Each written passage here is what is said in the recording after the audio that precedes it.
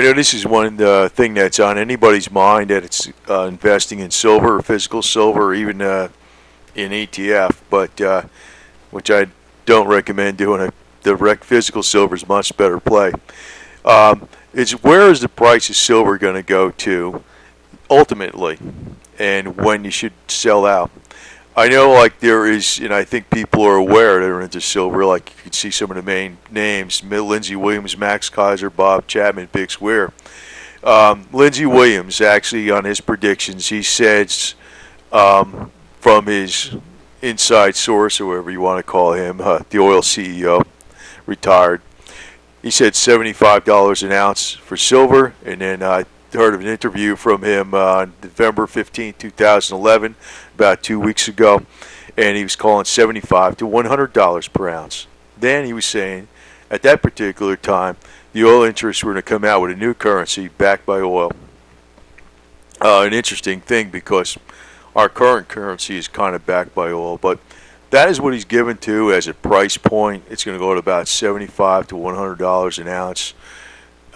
From what I gathered at the end of 2012, around that time. Max Kaiser, he called $400 an ounce. That was earlier in the year, 2011. I don't know what he bases that upon, but, you know, I could see that number just based upon where silver was in 1980 at $50 an ounce. If you're really figuring in some more real inflation numbers, it should actually be at least $400 an ounce. And considering the financial situation that's going on, it could be higher. Bob Chapman talks about $500 an ounce. I mean, they're pretty close to each other. Big Square talks about $1,000 an ounce. That, I think, possibly could be. But I also think it is for demand destruction. Now, it could be $1,000 an ounce, I think, especially if they really devalue the currency and we're going into more of a hyperinflationary mode. Depends, and I don't think we're going to go into Zimbabwe hyperinflationary, because I think they do. The central bank, despite what people think, they do try to keep a good handle on things, even though they are, well, let me put it this way, they are crooked. We know that. We know that the central bank is a racket. But they do not, I don't think they necessarily want to totally destroy the currency in the United States of America, because, as I pointed out, the elite has a power base, and it's a very foolish move of them to destroy their own power base. That's my personal opinion on that. I don't think they will totally destroy the currency. To go to $1,000 an ounce or more, I think that may be a temporary thing. And maybe it won't go quite that high. Maybe it'll go past the $500 that Bob Chapman talked about. But I think that's what's going to cause that price movement is not so much the fundamental supply and demand of silver, but the panic that's going to be in the financial markets. And at that time, really what you're doing when you're selling at that particular time, you basically are like selling somebody a house at a high price at the end of 2006. In effect, that's is exactly what you're doing. You know, it's like saying, here you go, this is house. It was $300,000. You got it for $275,000. It's December 2006. 6 months later, the thing's like worth under $220,000, right? So I think. You know, I listen to Big Square a lot.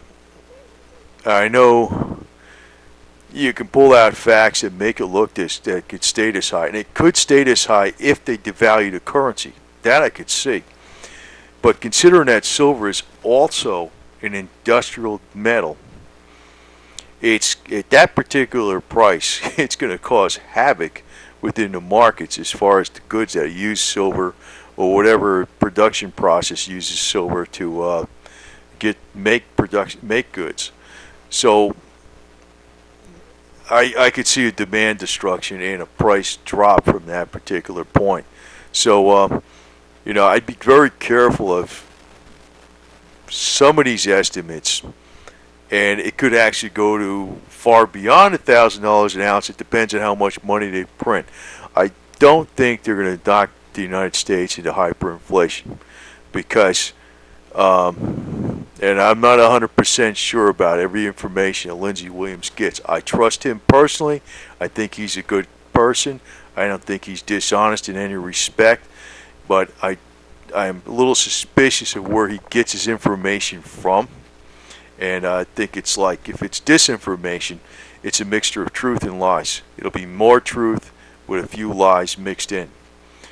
I think the $75 to $100 an ounce is too low, but I think if he's alluding to this number, and that is an accurate number, or a fairly accurate number, that means they're not going to destroy the currency as much as people think. And that may be the ultimate outcome. So, if they come out with another fiat currency and they're able to perpetuate a new system for a little bit longer, that could really knock down the price of silver, because it really can't be maintained at some of these high levels because of the industries that's involved in. And if the industries start researching, and they will work very hard and very, very hard on research to find alternative uses and not use silver if it comes up to $500 an ounce or $1,000 an ounce, and the demand will be destroyed, piece by piece by piece. And that's even a case with oil. I mean, as much as everybody uses oil in everyday life for practically everything there is, if oil goes to $150 to $200 a barrel, what will happen is they will find alternatives, and there'll be so many people out there inventing different things because there's a financial incentive to do so. So I think I'd be very careful about if it does go to. I'm probably going to start dumping some around. I hope I'm not waiting too long, but I'm going to start dumping some around $200, and then if it goes to $400, I'll dump some more. And I'm not necessarily waiting for $1,000 an ounce. I could be wrong, but I'm not necessarily waiting for that. And the big problem is, what do you take in exchange for the silver? That could be a major problem. But it could. I don't think the whole financial systems is going to come down because people with the most wealth, the multi-billionaires in the world, which there's plenty of them around actually, they don't have an option even buying enough gold to cover their assets, and they're not going to do that anyway. What you really need to do is get into something that's generates money or whatever. Buy real estate and rent properties or whatever to do, because it could even be, if there's a major depression at that time and silver and gold is so much money, that it might be a smart idea to buy agricultural land, and even if you don't know a damn thing about farming, lease it out to somebody who does, and get money that way, because that may be a steady revenue stream.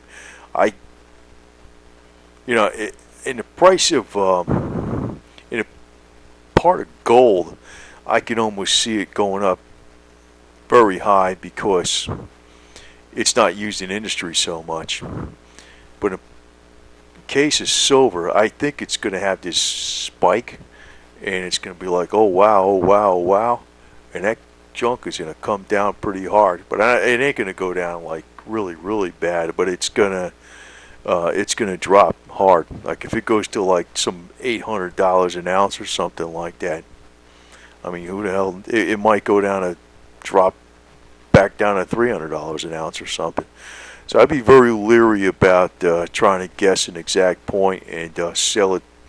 I'm going to sell 20% at a time, and hopefully it gets way above this $100 an ounce, because I don't think I'm going to be selling any at that time,